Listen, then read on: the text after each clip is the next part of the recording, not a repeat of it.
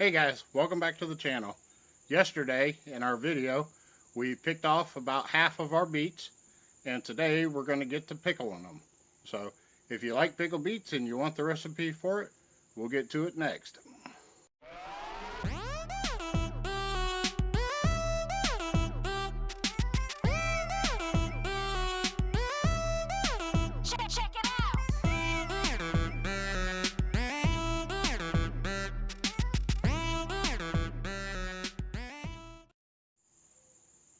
Okay guys, we're going to get to this pickled beet footage and we'll show you guys how to make them. If you're going to write down the recipe, then please note that I made a mistake when I said the original recipe and it will need to be doubled, but I'll explain that in the video. So just be prepared to cross things out and replace them with other numbers. So I screwed it up, it's my fault, but we'll go ahead and get to this footage and we'll show you guys how we make pickled beets here on the homestead. Okay guys, we're getting ready to get rolling on these beets. So we've got them up here on the counter and they'll come over here to be washed, and then they'll go over here to the tray, and from the tray they'll come over here into boiling water. Now we don't do a whole lot of trimming on the beets, but we don't like them to bleed out during the boiling process, so they go ahead in here and they'll boil for 15 or 20 minutes until those skins get good and loose, and then we'll bring them back over here to the sink to go ahead and strip the skins off, and I'll bring you back when that process starts. Okay guys, I'm going to give you a look here. The beets on the right have already cooled. The beets on the left there are still steaming, and I believe the last load of beets is still in the pot. But we'll cut back over here. These beets are cool enough to start working on, so Tina's going to start slipping the skins on them.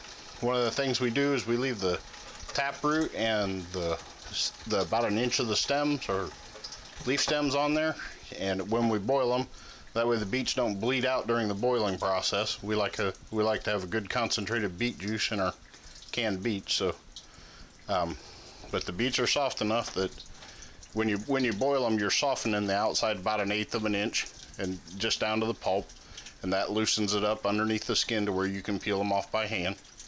But I'll try to get another clip in here close while she slips another one, and let you guys see that process. Alright guys, I'm going to try to get in here close and let you see this in a little more detail, but it's not real difficult to skin them. Once they've been boiled right, the skins will come right off of them. So she just cuts the tops and bottoms, and then under cool water, she got cool running water, she's just able to get them off with her hands there. But from there, they'll come on over here to this tray, and we'll line them all up there, and then from there we'll cut them and start putting them into canning jars. And in the meantime there, we're going to have to make our pickle that we pickle the beets with, and we'll show you how to do that too. Okay guys, while Tina works on getting those skinned up, we're going to go ahead and start chopping them and putting them in jars. That's about the size pieces we chop them into. In most cases with the beets about that size, that's about quartering them. The smaller ones we'll just cut in half, and even the smaller ones we'll just put in whole. But that's about the size chunk we put in, and I'll show you a trick here in a minute when we come back. Okay guys, what I've done is I've chopped some beets and I've filled the jar up to the inside rim. And the idea with any kind of canning is to get as much produce as you can into each jar. So those are just thrown in, but now I'm going to try to do this with a full jar. Now normally you'd only do this with a half jar, but I'm going to put my hand over the top and I'll probably cup it up a little bit so they have more room to jostle. But I'm going to shake that jar down, and we're going to see how far we can get those beets to settle from shaking. Okay guys, I finished shaking it, and I wanted to try to show you, there's a lot of glare in here, but I wanted to try to show you how tight those beets are in there now. They're not packed down, they're just shook down. But And then I wanted to show you the top, or into the top, we can now fit several more beet chunks in there. But if you look at them from the side, you'll see they're fairly well packed together. And that just shakes them. It's almost like playing Tetris. The little pieces will jump and then they'll fall into the slots towards the bottom, and you'll be able to get more beets in your jar. Okay guys, we've got all the beets sliced and in their jars, and we've added some ginger. I kind of stained it up chopping on it, but each jar has a little bit of ginger in it. And let's see if we can show over here. Tina got one special jar that's all the baby beets. She likes to make pickled beets and eggs out of those and just leave the little beets whole. But that's a lot of work skinning them little ones, so we keep them separate for her. But that's what we're going to end up with. What's that? 2, 4, 6, 8, 10, 11 quarts of pickled beets when we're done. So we'll get those going, and we'll get to making that brine, and we'll show you how we do that when we come back. Okay guys, we're getting ready to start this brine, or the pickle, not a brine. But we're going to start with a gallon of 5% acidity apple cider vinegar and half a gallon of water. It's a 2-to-1 ratio, 1 gallon of apple cider vinegar to a half a gallon of water. Then we have 2 cups of white sugar, a cup and a half of brown sugar. We're going to use 3 tablespoons of lemon juice, and we're going to use about a tablespoon of whole allspice, a tablespoon of cloves, and some cinnamon sticks. We'll tie all that up into a sachet. We'll use some cotton string, but we'll tie that up and float it in. But first we're just going to add our vinegar and water. We'll get that hot, then our vinegar, water, and lemon juice, we'll get that hot, then we'll stir in the sugars, get those dissolved, and then we'll throw in the sachet here, and we'll just boil that for probably about 20 minutes until those flavors come out in it. And then, like anything, we'll probably go back and make any adjustments that we like or that you guys might like.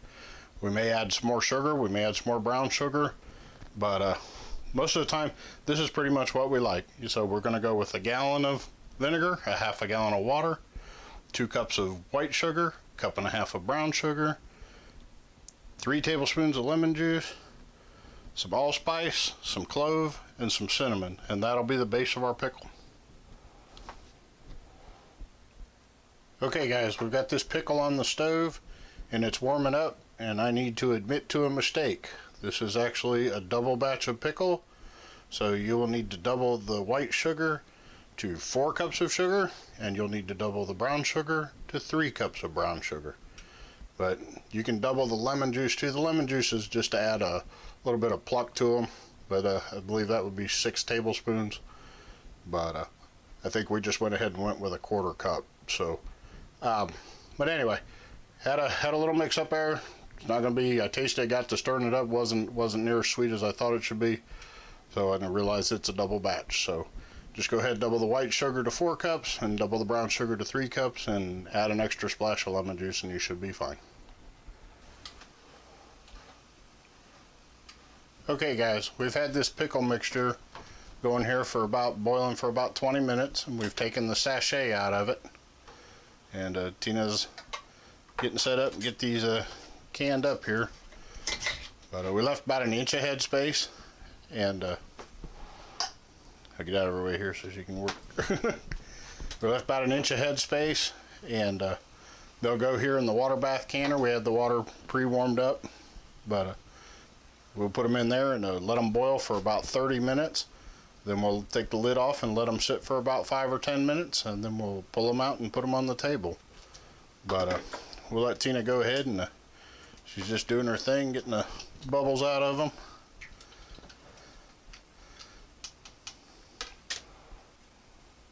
Get everybody mashed back down.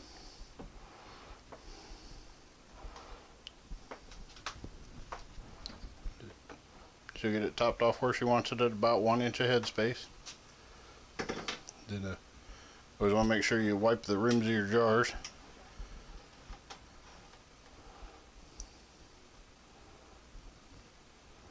So you don't just lick your finger and wipe the rim off like I do? No.